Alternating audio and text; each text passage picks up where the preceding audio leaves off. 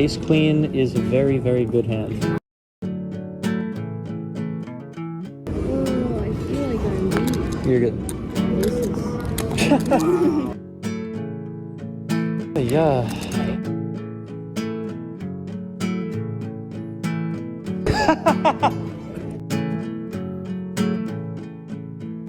Oh, yeah. All right, day 2 in Atlantic City. Day 1, played some 1-3, ended a little bit unfortunate for the session, so down this number on that session, but on the list for 1-3 and 2-5 this morning, so get right back on the horse. See you guys.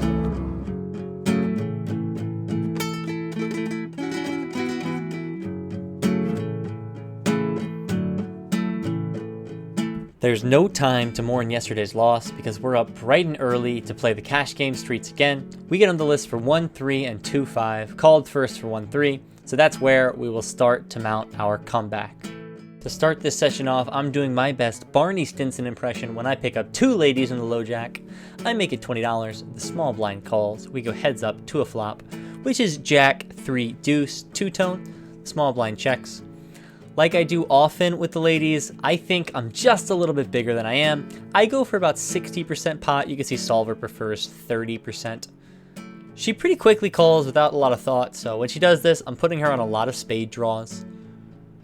Didn't even seem like she considered raising, so it's a little bit weird when she ships her stack in, but I don't think about it much. I pretty much snap call. And we could see that her threesome is quite a bit better than ours. She has pocket 3s for flopped middle set. A little bit strange that she didn't even consider raising on this kind of wet dynamic board. It's almost impossible to put this into the solver as she's almost always raising 3s and almost never gets any leads on that turn, but probably might have just overbet Jan myself. So we start the session with our stack heading in the wrong direction. A lot of work for us to do. It didn't work out for us with those last 2 ladies, probably because they weren't 10s. So we're going to try again, this time with 2 10s from the cutoff. We raise it up to $20. The small blind and the big blind are both going to flick in the call. So we're going to go multi-way with $60 in the middle, off to a flop. Like this video, subscribe to the channel. And it's a pretty tricky one to navigate. The flop comes out king 8-5, 2-tone.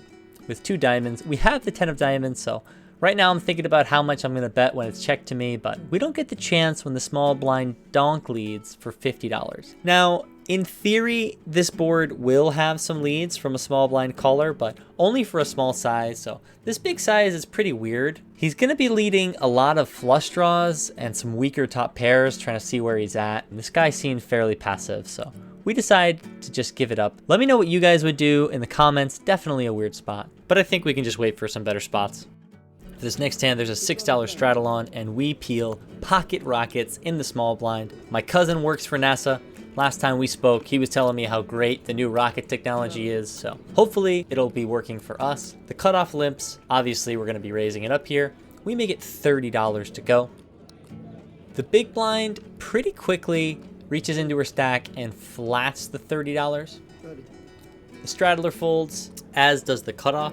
There's about 72 in the middle as we go heads up, kind of blind v blind in a weird configuration to a flop. It's 10, 5 deuce, 2-tone, a lot of diamond draws this vlog. We of course do not have a diamond. The solver likes to check a lot out of position as we learned last video, but I have pocket aces, especially with no diamond. I'm going to be betting my hand for protection and some value. I make it $32, slightly larger than the solver does. The big blind snap raises up to $100, so this hand just got super weird. She only has about 160 left behind after she makes this bet. I check again for a diamond. I don't have it. I think we prefer to raise more often without a diamond and call when we have a diamond. The problem with calling when we don't have a diamond is that we unblock her flush draws, which are just going to check back the turn and also won't put any more money in unless they make their hand. So we want to get as much money in now while we think we're ahead. So I decide that I'm going to put her to the test. I rip it for $260 effective, and kind of to my surprise, we don't really get a quick decision from her. She's getting almost 4-1 on a call, 160 more to win a pot of what would be almost $600. She's kind of hemming and hawing Eventually she puts it in. When she doesn't snap, we know we're ahead, so just looking to fade some diamonds. The dealer runs out the deuce of hearts and the 9 of clubs. We turn over our pocket aces, and it's a bit of a weird spot because the big blind hasn't mucked her cards. She hasn't turned them over yet. So while the dealer makes sure the pot is correct, the player to my right is going to tell me nice hand and tap the table. I tell him to calm down because she hasn't mucked her cards yet. We could be in for one of the sickest slow rolls I've ever seen. But she starts to put more money in the pot to make sure that she's paying correctly. So it does seem like we're going to win this one. Eventually, after a while, she mucks her hand. So we're going to take this one down. I'm honestly not sure what she could have had. I asked her afterwards and she said that she had pocket kings. I don't know if I believe that. Let me know in the comments what you guys think she had. Do you believe her that she had kings or not? I think more likely than kings, she had a diamond draw that she called off with and missed it. Perhaps 10x of diamonds for top pair and the diamond draw. Either way, we're going to scoop a nearly $600 pot, stack heading back up in the right direction.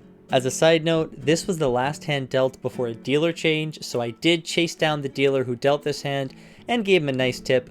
Always remember to tip your dealers, guys, especially if they work at Merrick and their name is Nolan. Shout out to that guy, one of my favorite dealers.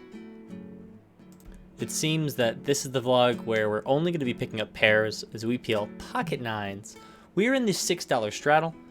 There is a middle position limp, a button limp, and a big blind limp. We have a very good hand. That's not going to be nearly enough. We're going to bump it up to a strategic size of $40. The reason I say this is strategic is because eyeing her stack across the way, it appears as if the button only has $80, so I want to be able to isolate if she chooses to go all in. She does not, she just calls. The big blind is going to pitch their cards, and we are going to go heads up to a flop. With 92 in the middle, pretty big pot considering she only has half an SPR left. And on ace 8-6, I decide I'm just going to go all in. I actually like checking and letting her maybe try and bluff a bit more, but wanted to get the money in before any scare cards came out. Turns a 6, river's a 5. She flips over 8-7 suited. It takes me an embarrassingly long amount of time to figure out that that is not a straight on this board. It's just second pair, but a worse second pair than ours. We are going to scoop this nearly $200 pot.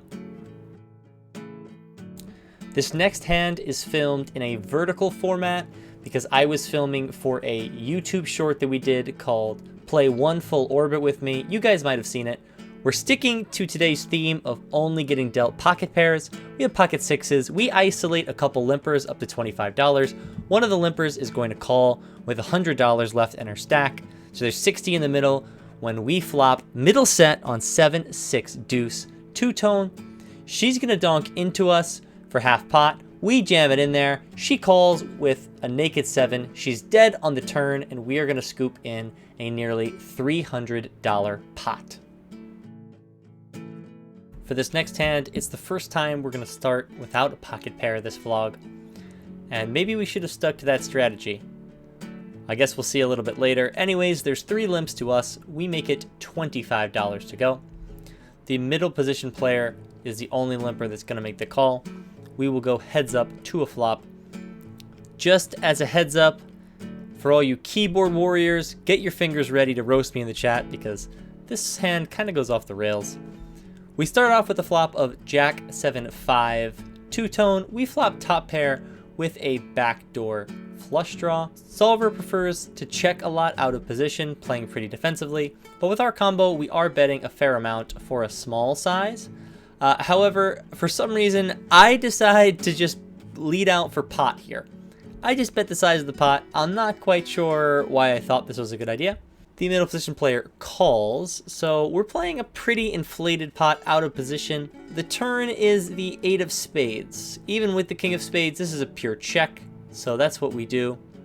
The middle position player now reaches into his stack and puts out a bet, which is super tiny. It's the same that I bet last street, $50. I can't fold for this size. Solver doesn't recommend that I fold either. So we're looking for another spade, hopefully to make a flush. Otherwise, not quite sure what we're doing. Probably just check folding the river, but there is a lot in the middle as the pot's up over $250, and we make our flush on the end with the 9 of spades. Note that Jack 10 of spades is now a straight flush, and the 6 of spades is now a straight flush. Could MP have Jack 10 of spades? Sure. Probably not a 6. Solver thinks we should be betting 1/3 pot here. But in game, I decide to go for $200, a massive bet, and I'm just going to let the audio play here. Yeah. You just called the nuts, sir? Oh, there's not flush, straight flush. You actually blocked that. Do you know it's illegal not to raise the nuts or no? It's illegal. 7, 8, 9, 5, 6. It's not the nuts. Okay. All right? You know it's illegal. You don't know how to read the board? It's the nuts. Nice hand. I fast rolled my hand over because I thought I had to be good when I didn't get raised on the river, but he actually called with the nut flush and the straight flush blocker. So super nitty, very weird. We have some fun needling back and forth. Shortly after this hand, he told me that he's been playing poker since he was 2 years old and he knows the rules really well, where I then told him it's actually illegal to play poker under 21 according to Atlantic City rules. So I notified the floor. They came over with some security guards and escorted him out of the casino, probably tased him as well. So make sure you guys brush up on your rules before you go to any card room. Once security comes and takes that man away, our table breaks, so we have to find a new place to accumulate some chips. For our first interesting hand at the new table, we put on the $6 straddle, the cutoff limps it, we peel ace of clubs, king of clubs, the suited church. You have to have faith in ace king. Some people hate it, we love it, especially loving it when the button raises up to $15. There are some occasions where we will flat with strong hands in the big blind, but that's in a different configuration, typically when facing an early position open. This is a layup 3-bet against the button open, so we make it $50 to go. The solver actually prefers a slightly larger size, about 5 to 6x, so this should probably be $75. As played, we go for 50, and the button pretty much snap calls. When he calls this quickly, we can pretty much eliminate the top parts of his range, so no aces, no kings, no queens, maybe not even jacks, because he would probably consider 4-betting those hands. So all in all, we get a pretty favorable flop of Jack 6-3 with 2 clubs. We have 2 overs and a club draw. You can see the solver is still checking a lot out of position. If you haven't learned that by now, you haven't been paying attention. But we choose the highest frequency bet size, which is the 1/3 pot size. Button quickly calls, still heads up to a turn. Pot's getting fairly big now. And the turn is a pretty good card to barrel on, we think. It's the queen of spades, presents a second flush draw, gives us a gut shot as well. Solver likes to use 2/3 when barreling this card, and we go slightly shy of that. We're gonna go for 90 into 167, just trying to put a lot of pressure on his lower pocket pairs like 7s through 10s. It'll be pretty hard for those hands to continue, and even if they do, we have a ton of outs. So we put in this large bet, and the button is going to fold. So we take it down. Always nice to win a sizable pot without having to make a pair.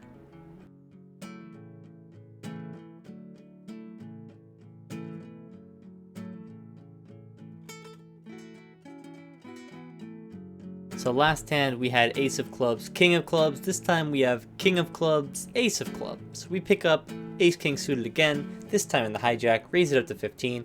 The cutoff flats, and everybody else is going to get out of the way. So we're playing a heads up pot out of position. The flop comes pretty good for us. It's ace 7-3.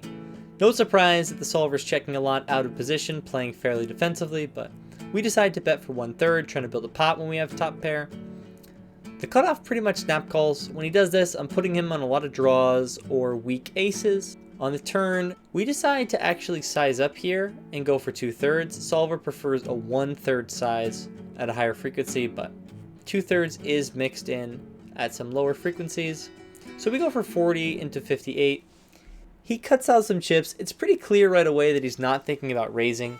So he pretty much calls. I think his range is very capped when he calls quickly on the flop and calls quickly on the turn. Here on the river, my gut instinct was saying maybe we should check and let him bluff some missed spades, but you can see Solver never checks this board, mostly betting either a block bet to induce probably, or a 2/3 size. We choose the 2/3 and we get snapped off by ace of diamonds, queen of hearts. So maybe could have gotten a little bit more, but hard to complain when we're scooping a $300 pot. That was our last interesting hand at the new table. It's time to rack up and see how we did in the morning session.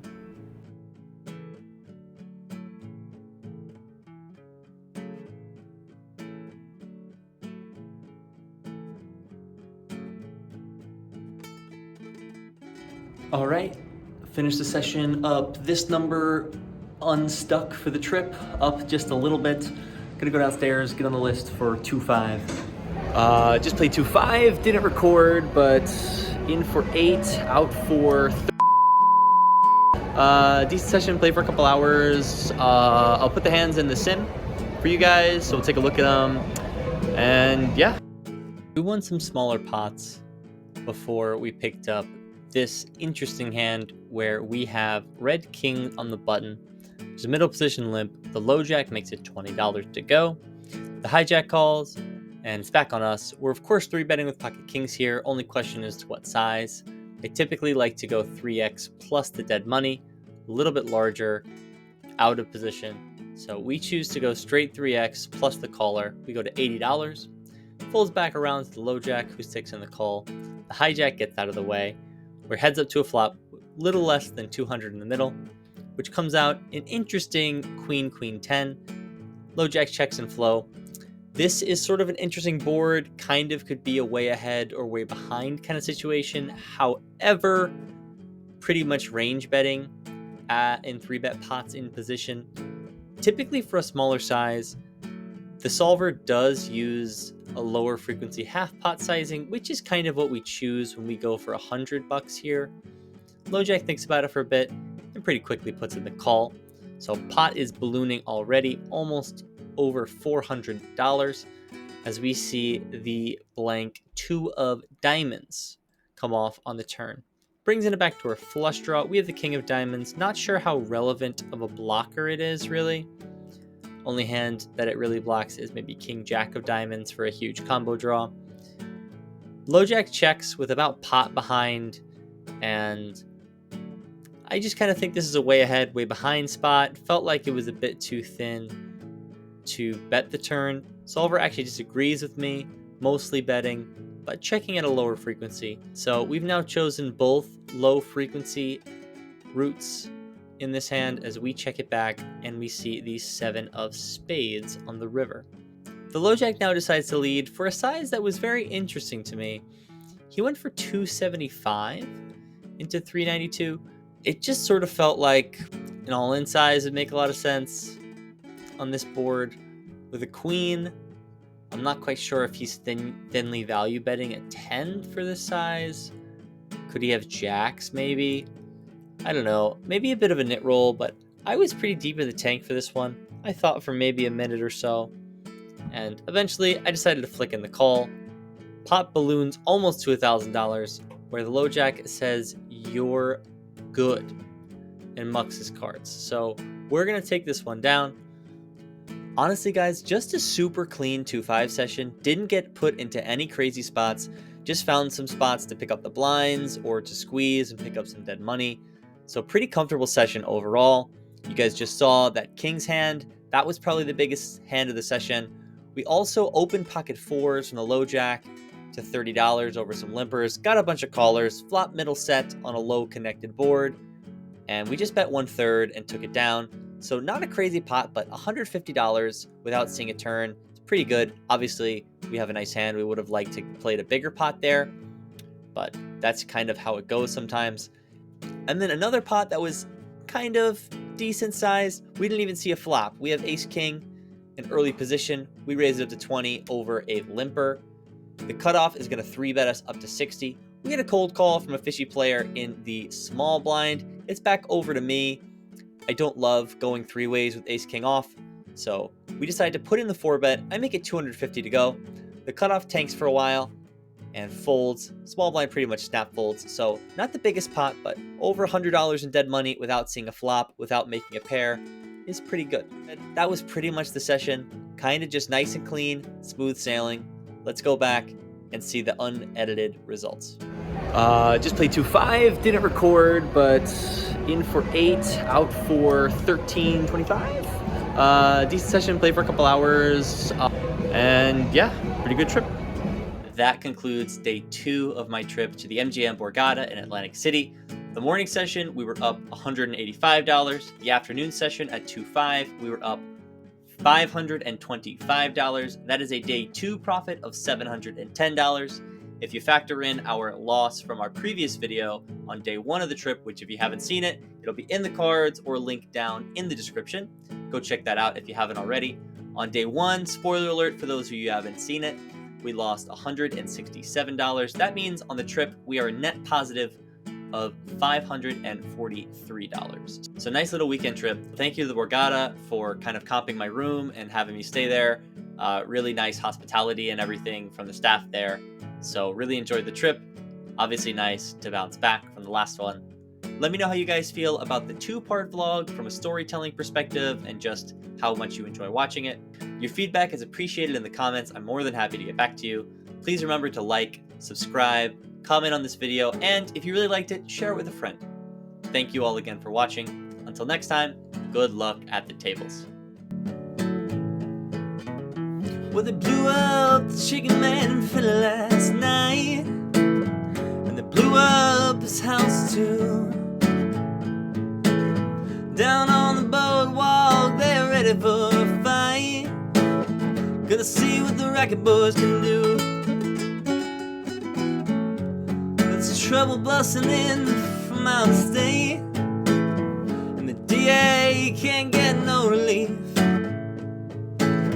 Gonna be a rumble on the promenade, and the gambling commissioner's hanging on by the skin of his teeth. Yeah, everything dies, baby, that's a fact. But maybe everything that dies someday comes back.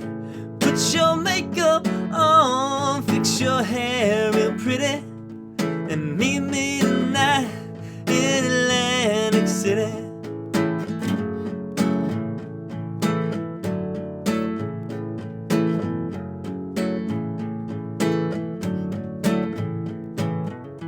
Well, I got a job to put my money away, but I got the kind of debt that no honest man can pay. So I drew out what I had from the Central Trust, and I bought us 2 tickets on that Coast City bus. Yeah, everything dies, baby, that's a fact. But maybe everything that dies someday comes back.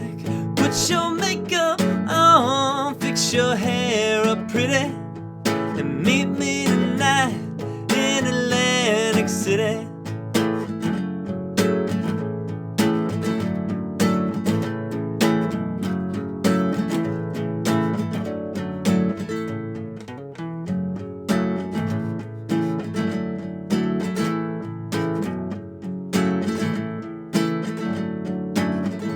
Though everything dies, maybe that's a fact. Maybe everything that dies someday comes back. Put your makeup on, fix that hair up pretty, meet me tonight in Atlantic City.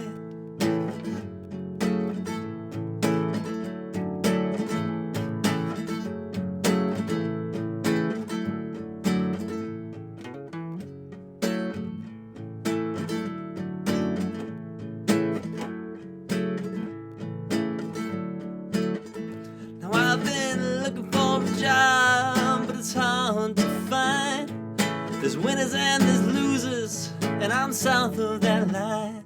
Well, I'm tired of getting caught out on the losing end, but I talked to a man last night, gonna do a little favor for him. Well, everything dies, maybe that's a fact, but maybe everything that dies someday comes back. Put your makeup on. Fix your hair up pretty. Meet me tonight in Atlantic City. Oh, meet me tonight in Atlantic City. Oh, meet me tonight in Atlantic City.